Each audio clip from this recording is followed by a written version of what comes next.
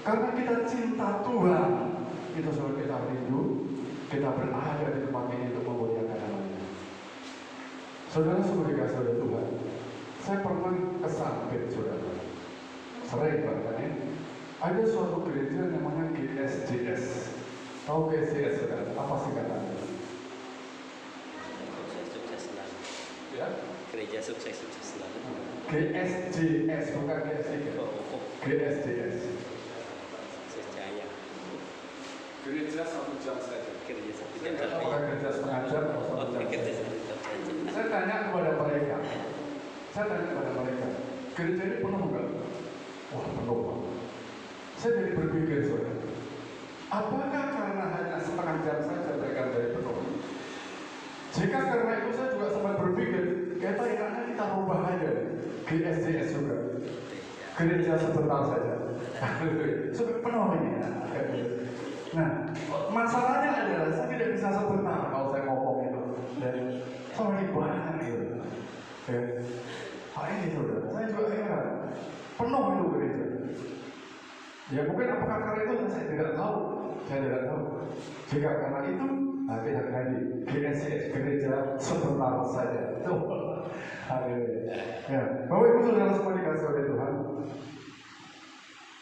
Saya hari ini masih berbicara tentang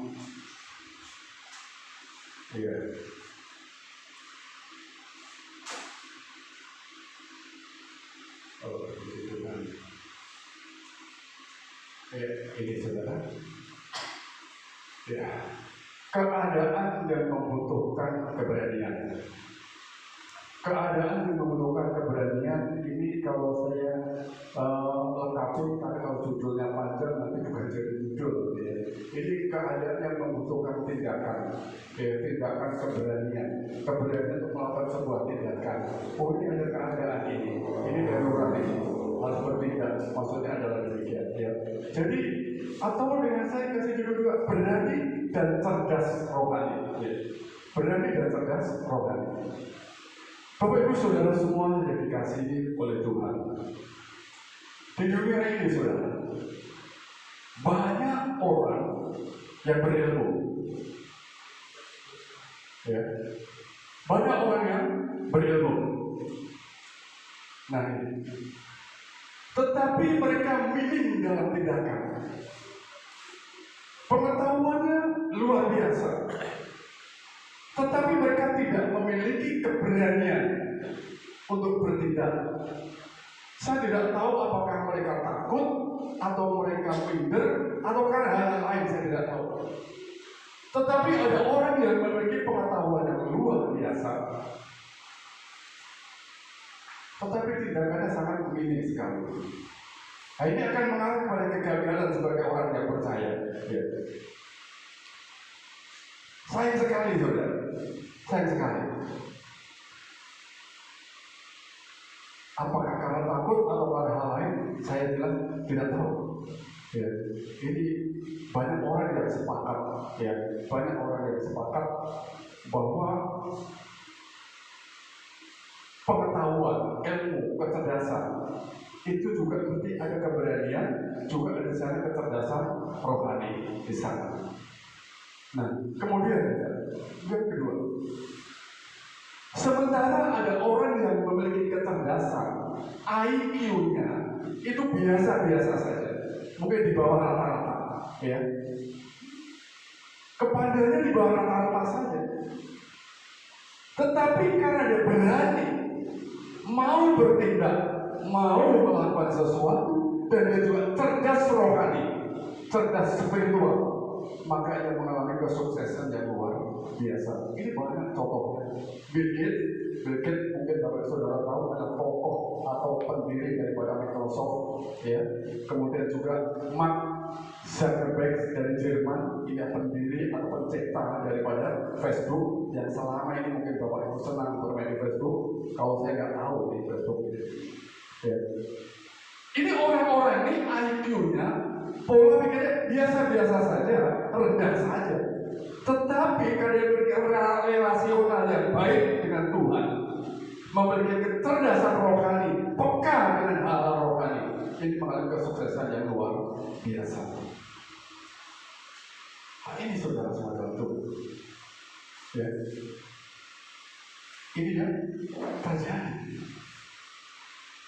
Paulus, Bapak Ibu, adalah orang yang berani bertindak. Paulus orang yang berani bertindak. Dia kuat di dalam berbicara, kuat di dalam menyampaikan isi hati Tuhan, kuat di dalam menyampaikan kebenaran, tetapi dia juga berani dan kuat di dalam tindakannya. Jadi bukan hanya kuat suaranya saja, tapi juga kuat di dalam tindakannya. Ini Paulus di dalam Efesus pasal 6 ayat 19 sampai dengan 20. Saudara semua dikasih oleh Tuhan. Ternyata berpengetahuan saja itu tidak cukup. Orang juga harus memiliki keberanian untuk melakukan sesuatu, untuk bertindak. Berpengetahuan berani, dan kalau tidak dia cerdas rohani, itu pun juga tidak cukup. Artinya bahwa kecerdasan rohani itu adalah menjadi kunci daripada kita untuk menjadi orang-orang yang sukses. Oleh sebab itu, bagi saudara semua dalam Tuhan, mungkin kita kecerdasan kita, IQ kita, cara pikir kita itu di bawah rata-rata. Tetapi penting bagi kita adalah memiliki kecerdasan rohani, memiliki kecerdasan spiritual.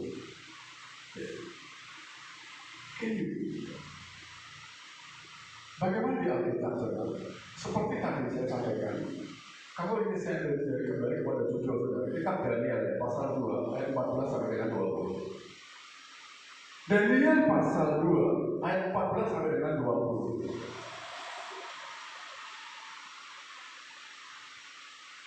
Kita akan melihat orang Daniel adalah orang yang berpengetahuan. Kita tahu ya, dia juga memiliki keberanian. Artinya dia berani bertindak dan dia juga cerdas rohani. Di dalam Daniel pasal 1 ayat 17 dan 20. Banyak saudara tokoh-tokoh di dalam Alkitab, salah satunya Daniel. Termasuk Bezaleel bin Uri, itu juga orang-orang yang cerdas rohani. Salomo apalagi. Hari ini saya mau mengajak bagi saudara semua belajar atau melihat daripada Daniel. Orang yang memiliki pengetahuan, orang yang memiliki ilmu, orang yang memiliki menguasai kesusastraan pada waktu itu, ya. Dia juga berani dan juga cerdas secara rohani. Dalam Daniel pasal 1 ayat 17, apa yang dimiliki oleh Daniel?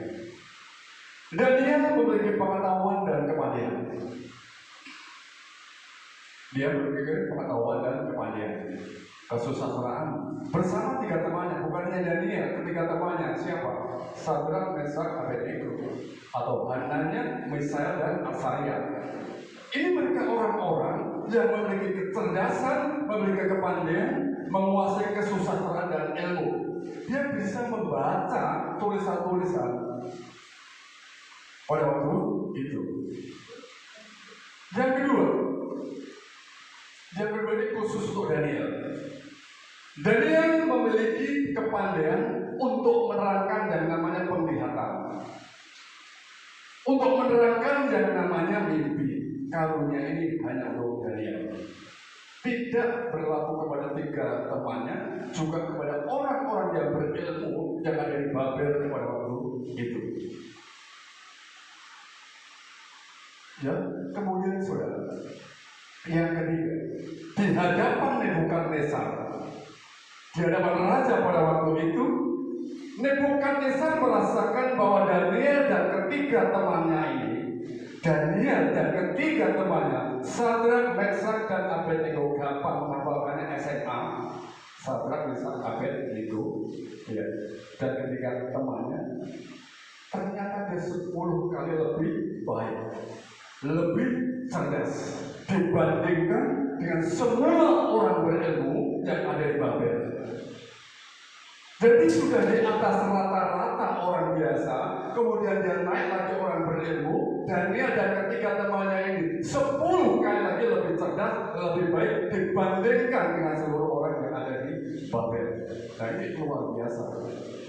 Ya, luar biasa. Betul-betul memang punya karunia yang luar biasa.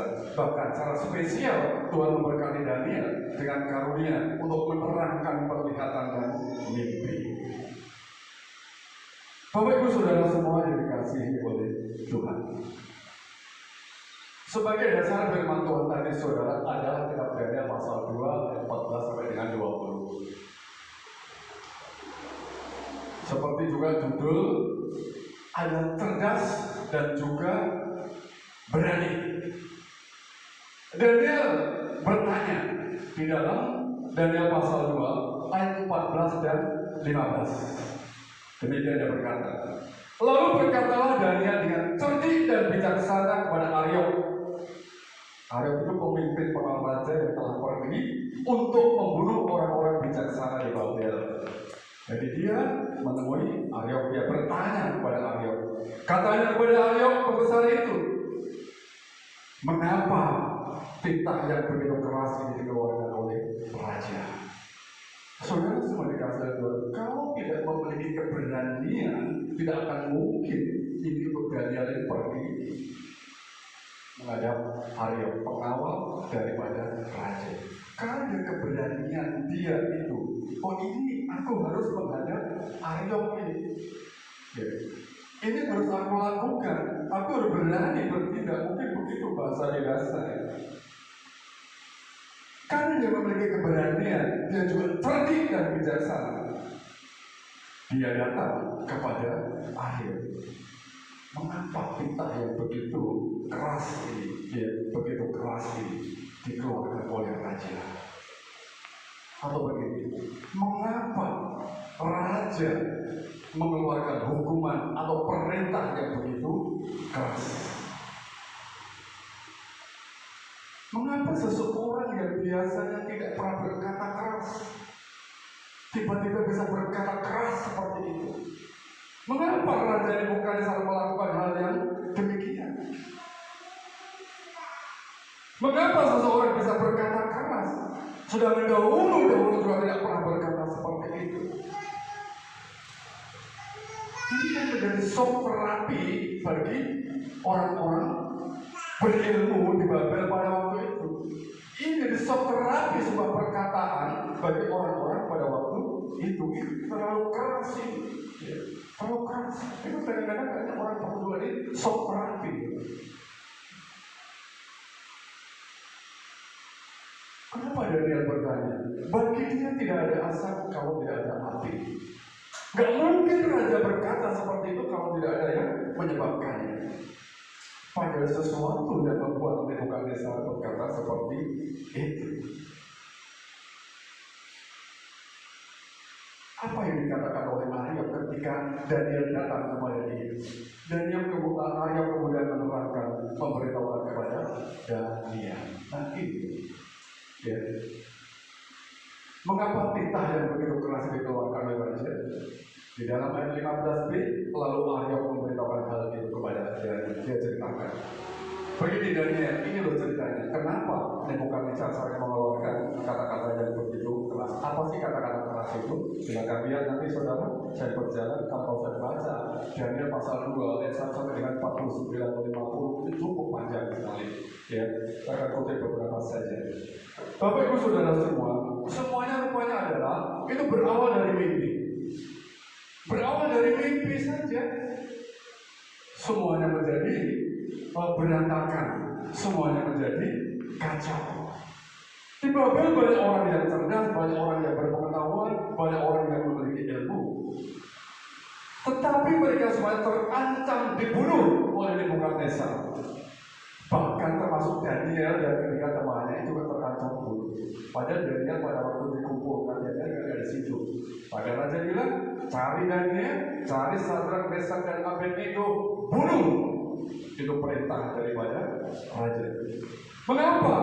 Karena orang-orang yang berilmu, orang-orang yang berpengetahuan pada waktu itu tidak bisa melihat dan mengartikan mimpi daripada raja Nebukadnezar. Nah, nggak bisa.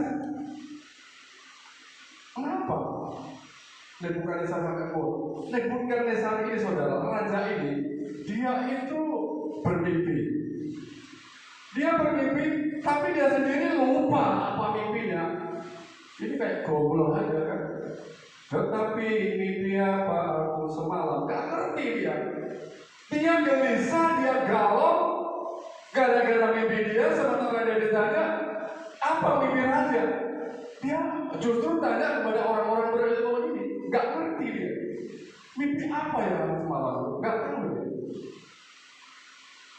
Sekarang bagaimana mengartikan mimpi kalau dia sendiri juga lupa dengan mimpinya? Gak tahu. Ini aneh sekali. Bahkan dia berkata apa? Aku sudah mengambil keputusan, katanya. Kamu harus memberitahukan mimpi itu kepadaku. Jadi nanti belum tahu. Kamu harus memberitahukan mimpi itu kepadaku. Begitu pula artinya, jika kamu tidak sanggup, kamu akan dipotong-potong dan rumahmu akan dirobohkan. Nah, ini Bapak Ibu Saudara semuanya. Kamu akan dibunuh, kamu akan dipenggal-penggal, dan rumahmu akan diratakan. Nah, ini kan masalah. Saya mau tanya, siapa yang bisa tahu mimpi orang lain? Siapa yang tahu? Saya mau tanya istri saya, tahu nggak tadi malam saya mimpi apa? Tahu nggak saya tadi malam mimpi apa? Sebentar ini Bapak Ibu Saudara, sebentar.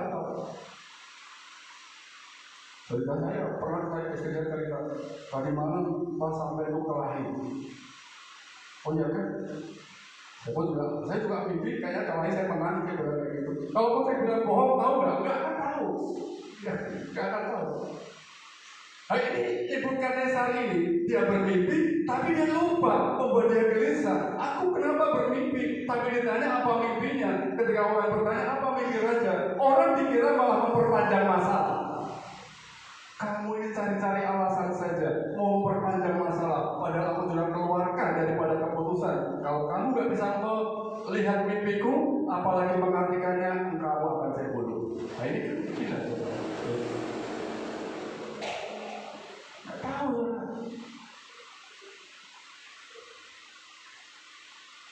Kalau sampai saya tanya istri saya tadi malam sampai mimpi ini, bohong, saya mimpinya ini. Jadi kalau saya berbohong, nggak akan tahu, nggak akan tahu. Nah apa yang terjadi antara orang-orang berilmu dengan Nebukadnezar, saudara? Kata orang-orang berilmu, hendaknya Tuanku memberitahukan dulu mimpi itu. Ini udah benar ini. Tuanku, rajaku, beritahukan mimpimu itu apa. Setelah itu baru kami terangkan artinya. Selanjutnya apa yang dia katakan, saudara? Para orang-orang berilmu ini dia juga berkata, di seluruh dunia ini, Tuanku, bahwa tidak ada seorang pun yang dapat memberitahukan apa yang Tuanku kehendaki. Apa yang dimimpikan oleh Tuanku itu gak ada. Ini bukan impian ya, bukan. Tapi memang betul-betul bermimpi. Tapi kalau ditanya orang dunia gak ada yang tahu, tidak ada yang tahu. Dan belum pernah ada seorang raja pun juga betapa besar dan kuasanya dia menuntut hal seperti itu daripada peramal. Nah, ini nggak ada. Biarpun raja, orang yang berkuasa dia tanya, mimpiku tadi malam apa? Nggak ada.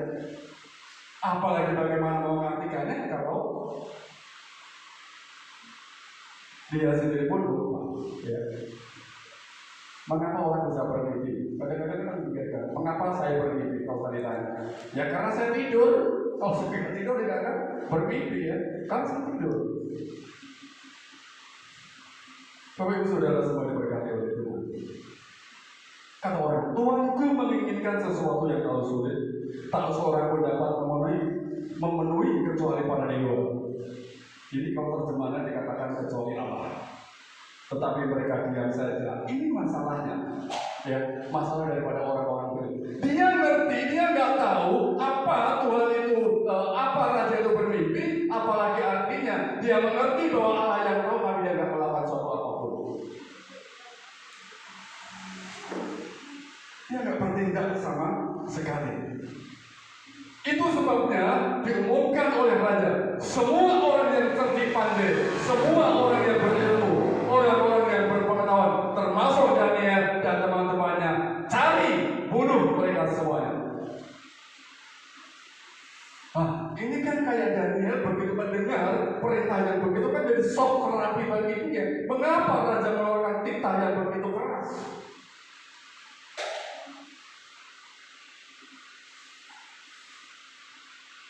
Bapak Ibu Saudara semua dalam Tuhan, ini yang menggerakkan, yang memacu daripada Daniel.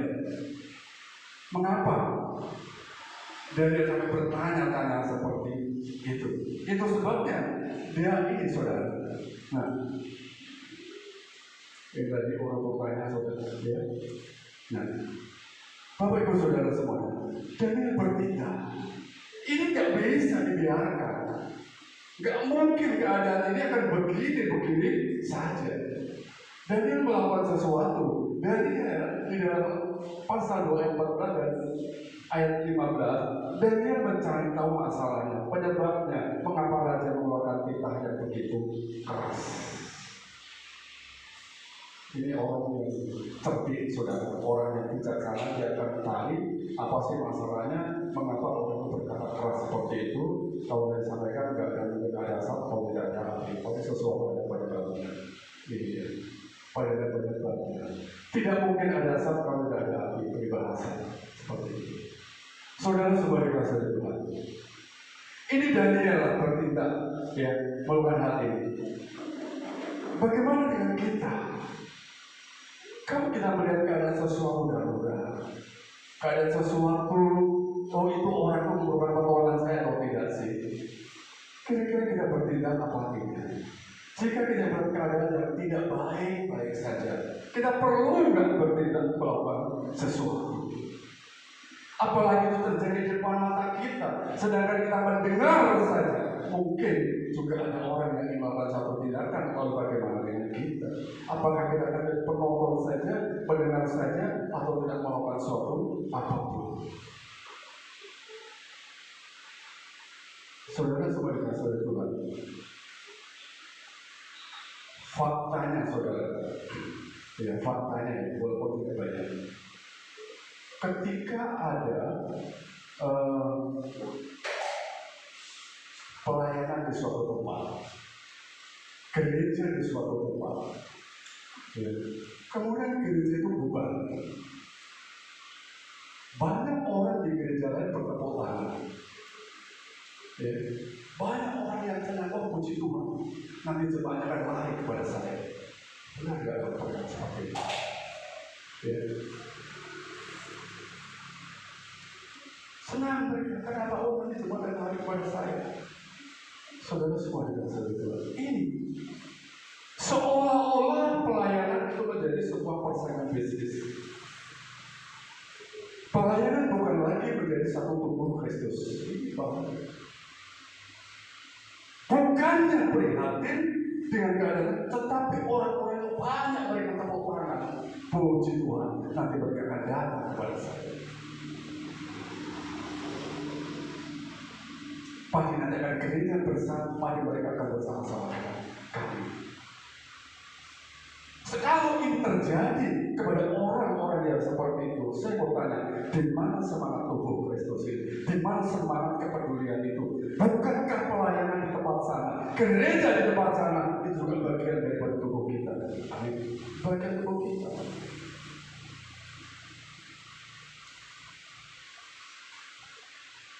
Ya kan? Apakah mereka di sana bukan tubuh Kristus? Apakah mereka di sana bukan bagian daripada kita? Mereka mengalami seperti itu, hari kita pun juga terdampak. Efeknya juga ke kita.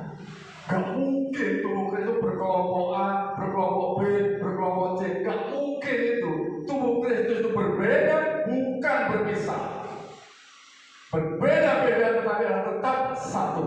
Itu tubuh Kristus. Yang lain sakit, kita ikut prihatin, kita doakan mereka supaya mereka bangkit. Ini kepedulian. Ini tindakan. Bahkan kita support supaya mereka tak bisa bangkit kembali. Banyak orang yang terbang, oh puji Tuhan nanti mereka bukan kita tidak semangat. Ya. Saudara saudara Tuhan, Natal yang lalu pernah saya sampaikan begini. Jika dalam rumah yang besar itu terbakar, kamar itu terdiri dari 10, rumah itu terdiri dari 10 kamar. Saudara kita pertama, saudara kita ke-10, dan kita juga ada di dalam kamar itu. Kalau kamar saudara-saudara kita, kamar nomor 2 terbuka, terbakar, sementara kita tinggal di kamar nomor 1. Kalau kita diam saja, saya mau tanya, kira-kira kamar kita terbakar atau tidak? Kalau kita nggak mengambil tindakan, kita pun terbakar. Kamar kita terbakar, kita habis, kita ikut merasakan dampaknya, seluruh rumah itu akan terbakar. Ini saudara, keadaan yang membutuhkan tindakan kita. Kita nggak bisa menjadi penonton, kita nggak bisa abai dengan keadaan itu. Kalau kita berada di dalam rumah yang sama, kita diam saja, nggak melakukan suatu apapun, kamar nomor 1 yang kita diami habis terbakar. Percaya atau tidak itu? Itu akan terjadi. Pelayanan di tempat lain dampaknya juga kita, orang akan bertanya, mengapa mereka di sana seperti itu? Kita yang bertanya. Jadi kalau kita apatis saja, cuek masa bodoh saja, dampaknya tetap kita. Kita harus punya keberanian, berjiwa besar, berani bertindak. Itu yang cerdas, cerdas rohani. Ada saatnya kita bertindak. Saya pernah punya teman saudara, saya satu pasang dengan dia. Teman saya ini suatu saat dipecat oleh bos, ya, oleh pimpinan saya. Pak Martin, ini saya berhentikan. Saya kaget. Ini kan pasangan kerja. Saya kaget. Bapak Ibu Saudara semua dalam Tuhan. Ada apa? Dipecat. Saya mulai berpikir, kenapa? Karena kalau dia dipecat, dampaknya kepada pekerjaan saya. Menjadi tanggung jawab daripada saya. Saya tanya, saya berani untuk bertanya, kenapa Pak dipecat? Kenapa diberhentikan? Bapak dia cerita ini masalah ini. Nah, rupanya kesalahpahaman. Terjadi kesalahpahaman. Jadi ketika teman saya itu bilang sama saya, Pak, saya sudah dipecat Pak oleh Bapak ini. Saya bilang, tunggu sebentar, saya temuin apa masalahnya. Rupanya setelah saya ceritakan saudara, ketika teman saya mau bersiap-siap mau, ya istilahnya mau pamitan, saya bilang, jangan dulu saya temuin dulu. Setelah saya tanyakan ini masalahnya, oh ternyata ada masalah paham saya. Dan puji Tuhan, sampai hari ini orang itu masih bekerja. Ya, masih bekerja. Bahkan di Medco saat ini mengalami PHK yang besar-besaran, saudara, saat ini dia pun masih bekerja. Puji Tuhan. Kalau kita tidak berani bersuatu tindakan, saudara, kita akan membiarkan ini kebenaran itu akan diinjak-injak. Akhirnya timbul pembenaran diri sendiri, ya, berkarena kesalahan saja. Puji Tuhan, sampai sekarang teman saya itu masih bekerja. Saudara, dan dia merasa harus bertindak. Ini keadaan tidak bisa dibiarkan. Tidak mungkin itu untuk Nebukadnezar berkata seperti itu kalau tidak ada pendengarnya, apalagi dia sampai mau melakukan. Tetapi untungnya saudara, Daniel langsung menemui Ariok. Ariok itu sudah diperintahkan, kamu cari Daniel dan bunuh itu. Ketika mau berangkat itulah dia ketemu dengan Ariok atau pengawal raja. Ya. Saudara semua dikasih oleh Tuhan. Ya. Apa gunanya berpengetahuan jika tidak melakukan sesuatu? Apa gunanya pengetahuan kalau kita tidak berani bertindak melakukan sesuatu? Anggap kita tidak punya pengetahuan yang lebih seperti Daniel, seperti teman-temannya Shadrach, Meshach, dan Abednego, atau yang disebut dengan Hananya, Mishael, dan Azaria. Anggap kita di bawah rata-rata. Tetapi ketika kita berani dan punya kecerdasan spiritual, kecerdasan rohani, bukan tidak mungkin kita juga mengalami kesuksesan yang luar biasa. Banyak saudara orang berilmu, banyak saudara orang berhikmat, dan mereka juga tahu apa yang saudara mereka perbuat, tetapi tidak melakukan sesuatu apapun, padahal berada di dalamnya, ikut terbakar itu Pak. Kalau dipermalukan dia ikut malu, itu pasti. Pasti. Kalau Tuhan sudah perintahkan keluar di Sodom dan Gomora, ketika hujan belerang, api itu turun dari langit. Ketika Tuhan perintahkan keluar dari Sodom Gomora, kalau orang tidak keluar dari sana, tidak ikut perintah Tuhan, semuanya terbakar ke orang itu. Habis, saudara, habis. Akan terbakar. Kalau kita kasih peroleh saja ke belakang, tetap ada dampak ke sana. Ada dampaknya ke sana. Kalau istilah saya beberapa bulan yang lalu, jangan meludahi di mana engkau makan. Jangan meludahi piringmu di mana engkau makan masih dari situ. Saudara semua dikasih oleh Tuhan. Orang-orang bijak di Babel tahu apa yang mereka perbuat, tetapi mereka tidak melakukan sesuatu apapun. Sebenarnya jawaban mereka kepada Nebukadnezar itu adalah benar, tetapi ada satu hal yang tidak mereka lakukan, yang sebenarnya mereka tahu. Ini saja masalahnya. Di dalam ayat Daniel 11 tadi, apa yang diminta Tuhan Raja adalah terlalu berat, dan tidak ada seorang pun yang dapat memberitahukannya kepada Tuhan Raja selain dewa-dewa yang tidak berdiam di antara manusia. Nah, tahu mereka ini.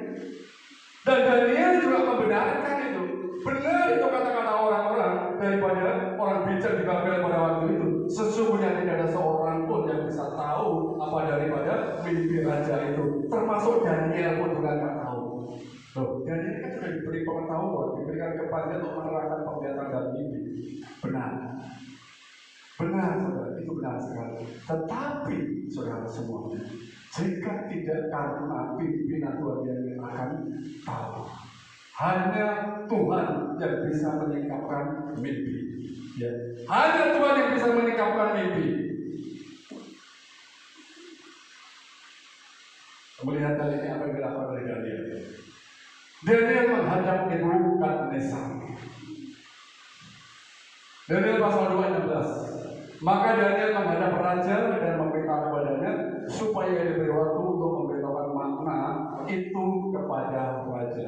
Dia datang kepada raja, raja, tolong berikan saya waktu supaya saya bisa mengartikan. Ya, itu ya.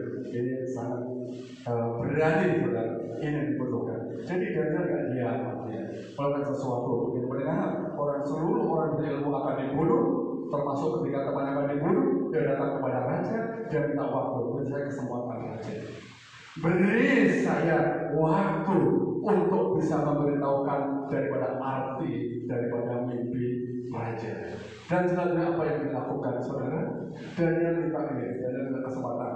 Kemudian Daniel juga menemui teman-temannya. Nah, ini saya singkat-singkat saja, saudara, apa aja ini. Ya.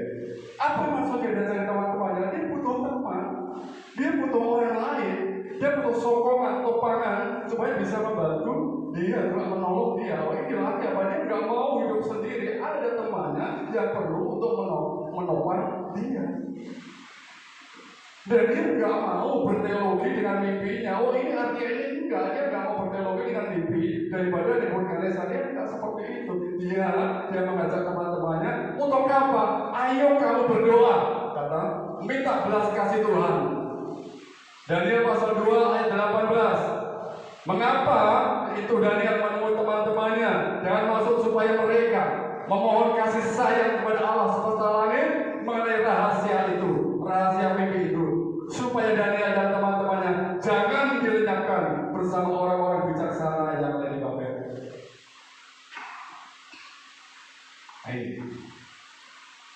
Dia dari temannya. Dia setelah menemui raja, Tuhan memberikan waktu, dia ngajak temannya, ayo kita berdoa, ayo kita bersekutu, ayo kita bergabung, ayo kita memohon belas kasih daripada Tuhan. Saudara, meskipun Daniel itu memiliki karunia penglihatan, menerangkan penglihatan dan mimpi, meskipun Daniel dan teman-teman 10 kali lebih cerdas dibandingkan dengan seluruh orang-orang yang ada di berilmu di Babel, tetapi Daniel tetap memohon belas kasih Tuhan. Dia tidak sombong.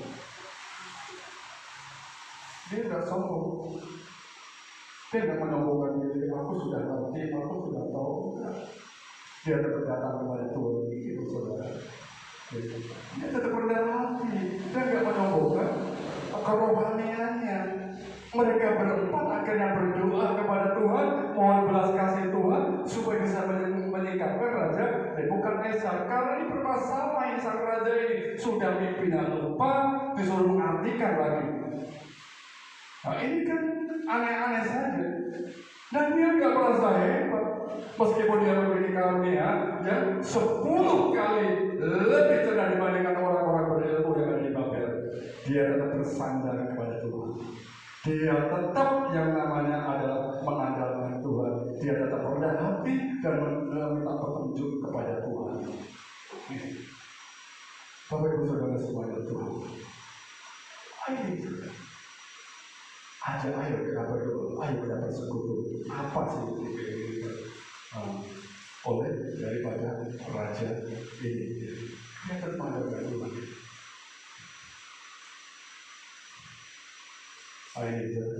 Pulanglah Daniel memberikan hadiah kepada Hananya, Misaya dan juga Anaria, Asaria, teman-temannya yang kita kenal dengan Sadrak, Mesak dan Abednego.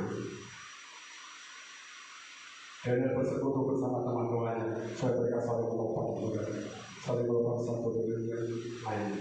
Dan puji Tuhan akan terjadi saudara. Ketika teman-teman Daniel berdoa, apa yang terjadi di sana? Ya, dia mohon belas kasih Allah. Dia mohon Allah bisa meningkatkan daripada api itu. Selanjutnya, untuk mengungkapkan rahasia mimpi Nebukadnezar, yang kedua supaya Daniel dan teman-temannya beserta orang bicara yang tidak dibunuh. Ada kepedulian di sana. Dan seperti itu. Kalau kita berada dalam rumah yang besar, kita berada dalam satu kamar yang sama. Kalau kita nggak peduli, teman lain yang 9 kamar juga akan terbakar, kita mencoba terbakar di sana.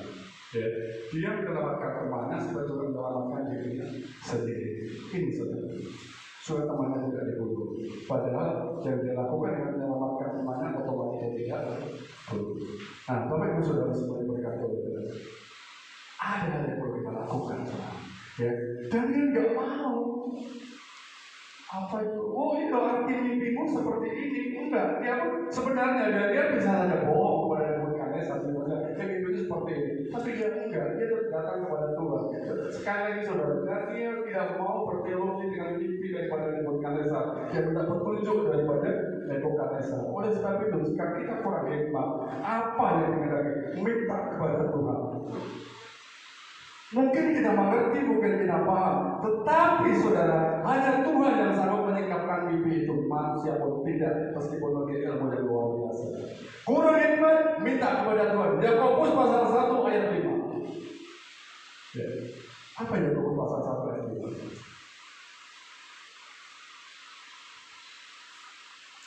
Tetapi apabila di antara kamu ada kekurangan hikmat, adalah yang mintanya kepada Allah. Ya. Kalau kamu kurang hikmat, kamu nggak ngerti, minta kepada Allah, minta kepada Tuhan. Nggak usah main tebak-tebakan, nggak usah main kira-kira. Oh ini seperti dari dulu, nggak usah. Datang saja kepada Tuhan. Sudah serahkan semuanya kepada Tuhan. Minta hikmat kepada Allah, maka hal itu akan diberikan kepadanya. Ya. Bahkan di dalam Kejadian pasal 40, Kejadian pasal 40 ayat 8.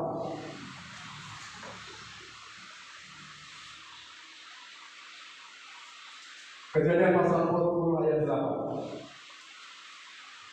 Ini bercerita tentang juru minuman dan juru roti Mesir yang pada waktu ditahan di dalam penjara. Masing-masing semuanya bermimpi. Ya. Karena pada waktu Yusuf datang kepada mereka, segala pilihannya mereka susah hati juga. Mereka gara-gara mimpi susah hati juga. Kemudian apa salahnya saudara? Apa yang dikatakan? Mengapa hari ini kau semurah itu? Kepada juru minuman dan juru roti Mesir pada waktu itu. Dikatakan dalam ayat 8, Kejadian pasal 40 ayat 8. Jawab mereka kepadanya, kami bermimpi. Tetapi tidak ada orang yang dapat mengartikan, tidak ada orang yang dapat mengartikan, termasuk si pemimpi itu sendiri. Lalu kata Yusuf kepada mereka, bukankah Allah yang menerangkan arti mimpi. Hanya Allah saja. Hanya Allah yang sanggup meningkatkan mimpi. Kecerdasan spiritual, kecerdasan daripada rohani, itu timbul karena kedekatan kita dengan Allah. Kalau buat kita dekat dengan Allah, sekali lagi saudara, ini bukan saya kalau dibohongi oleh Daniel, dia nggak akan tahu, nggak akan tahu.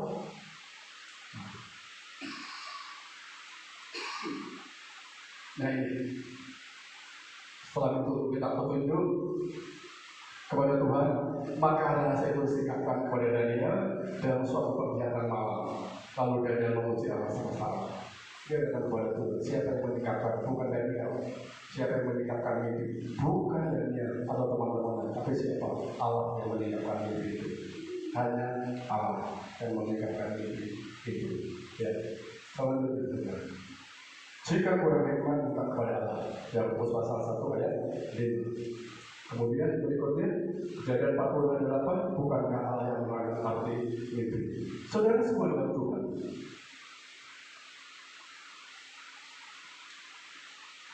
Firman ini saudara, ini bukan berbicara tentang mimpi, bukan mengajak kita untuk fokus kepada mimpi, tidak. Bukan untuk fokus kepada apa tentang kegilaan daripada Nebukadnezar yang lupa dengan mimpinya atau arti darinya. Tidak punya fokus kepada perasaan. Tetapi firman Tuhan mengajak kepada kita adalah tindakan kita. Kita yang mengerti, kita yang berpengetahuan, kita yang berilmu. Mesti kita berani bertindak melakukan sesuatu. Bukan tentang mimpi itu yang bisa diartikan, bukan masalah itu. Tetapi ini adalah tentang tindakan. Tentang tindakan. Sesuatu yang bagi dikerjakan bagi kita yang tahu.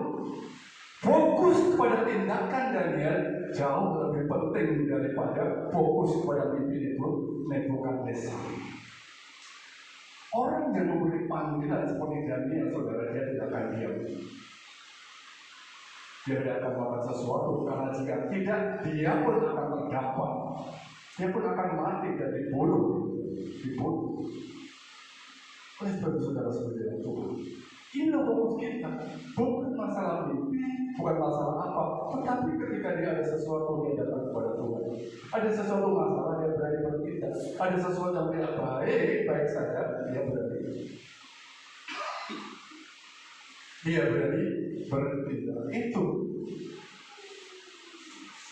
bukan masalah apa.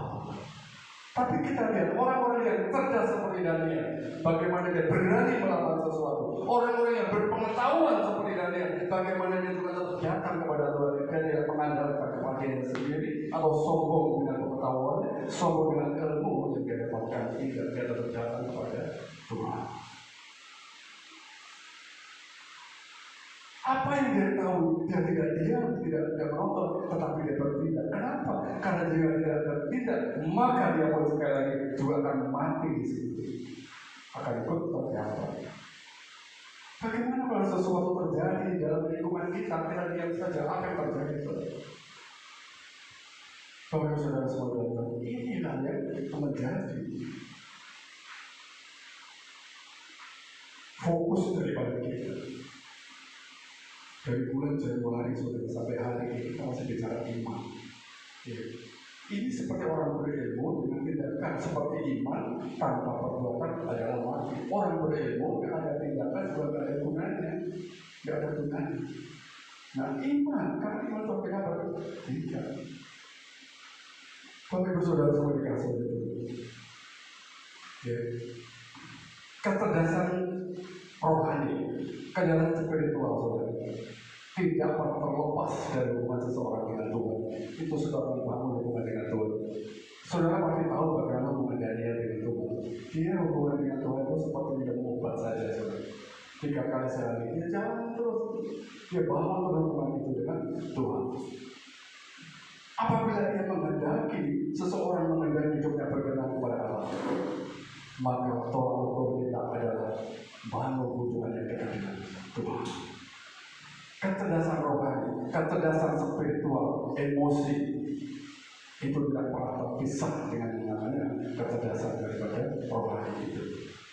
Oleh sebab itu saudara, kita lihat dan seperti ini, fokus kita bukan pada menerjemahkan mimpi, tidak. Tapi fokus kita pada tindakan orang yang begitu pintar, orang yang begitu hebat, berilmu, yang mau melakukan sesuatu demi apa? Demi sebuah baik-baik saja.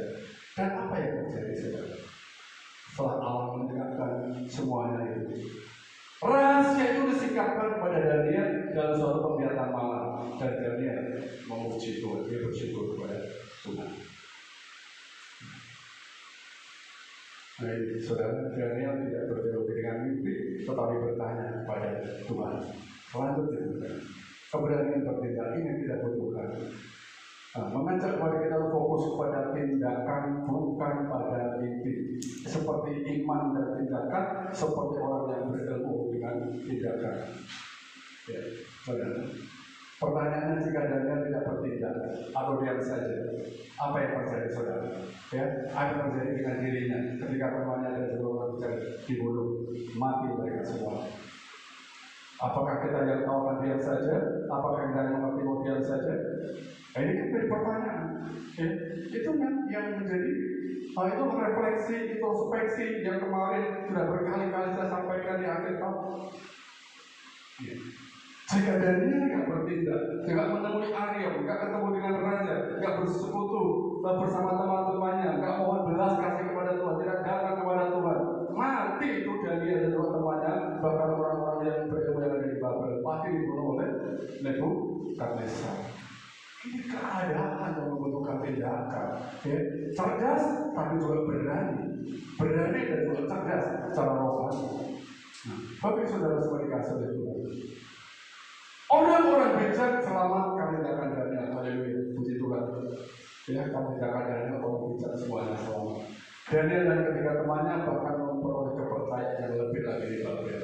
Nah, ini sih yang kesimpulan, ya. Dan kitab Daniel pasal 224 ayat 46 sampai dengan 49. Di situ orang-orang bijak diselamatkan. Dia bilang kepada Arya, kamu jangan bunuh orang-orang yang berilmu, karena dia sudah ketemu raja kan, jangan bunuh, dan tidak jadi itu.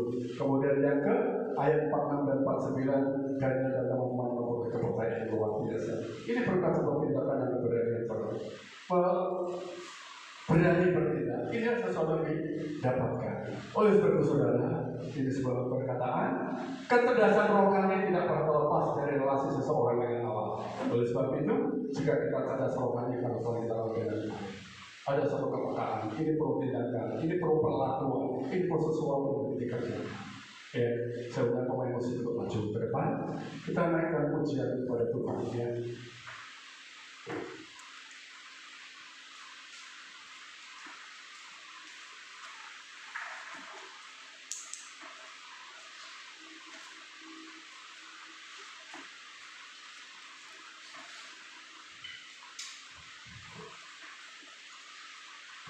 Kita akan pujian yang pertama tadi ya, lebih dari guru kita.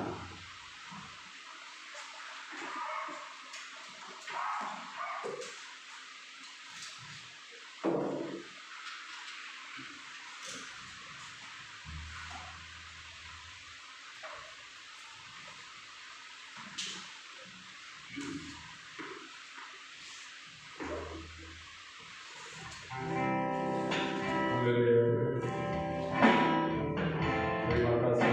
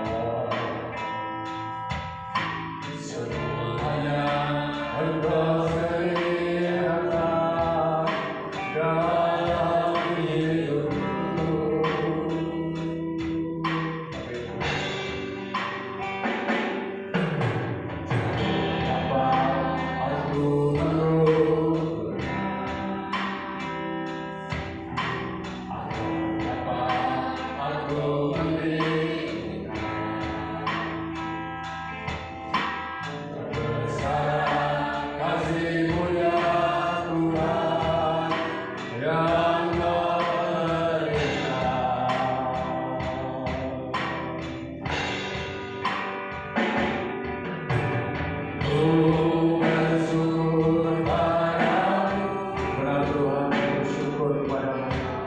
Kau Tuhan yang sangat mengasihi. Haleluya.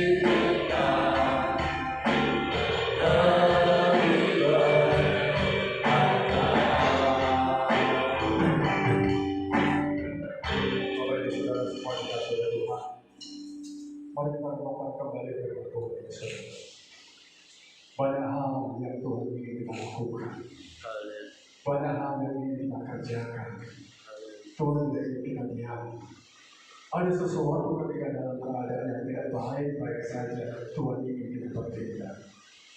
Kita peduli dengan saudara-saudara kita, kita peduli dengan teman-teman kita. Mungkin tidak ada gunanya bagi kita. Ketika kita melakukan sesuatu, tapi berguna bagi orang lain, itu berdampak bagi orang lain. Saudara-saudara dikasih Tuhan, Daniel memiliki keberanian. Karena orang-orang terpilih, juga Tuhan menjadikan orang-orang seperti dari orang-orang yang luar biasa. Bukan tidak mungkin jika keberanian itu menjadi milik kita. Banyak saudara-saudara kita sendiri, kita memerlukan perhatian kita, memerlukan topangan kita. Mari kita ajak teman-teman kita. Kita bawa teman-teman kita bersekutu, memuji, memuliakan Tuhan. Seperti Daniel bersama dengan ketiga temannya. Dan dia bisa hidup sendiri, meskipun dia pintar, diberkati dengan penglihatan, diberkati dengan menerangkan mimpi. Dia tetap mengajak temannya, dia tetap datang kepada Tuhan. Kita bukan siapa-siapa. Atau mungkin kita tidak memiliki yang namanya kecerdasan daripada seperti orang-orang hebat lain. Mungkin kita di bawah rata-rata, tetapi ketika kita berani bertindak, berani melakukan sesuatu, kita peduli, kita empati, kita tidak masalah bodoh, tetapi kita mengerti orang ini perlu diberkati, maka mari kita bersama-sama bertindak. Apakah itu di dalam dunia pelayanan, di dunia di luar sana, orang mungkin kita diberkati dalam kehidupan kita, saya tidak berkat bagi mereka semuanya. Daniel tidak pernah berpikir dan mendapatkan kepercayaan. Teman-teman dia juga tidak pernah berpikir dan mendapatkan kepercayaan. Tetapi apa yang dia lakukan, Tuhan tidak lihat. Tuhan tidak itu, Tuhan tidak melihat. Oleh sebab itu saudara-saudara Tuhan, mari kita terus bangun itu relasi dengan Tuhan, bangun relasi dengan teman, bangun relasi dengan siapapun. Itu kecerdasan. Adalah satu hal. Kita perlu minta hikmat daripada Tuhan. Kurang daripada hikmat, minta kepada Tuhan. Tidak bisa meningkatkan sesuatu, minta kepada Tuhan. Hanya Allah dan sanggup meningkatkan segala sesuatu.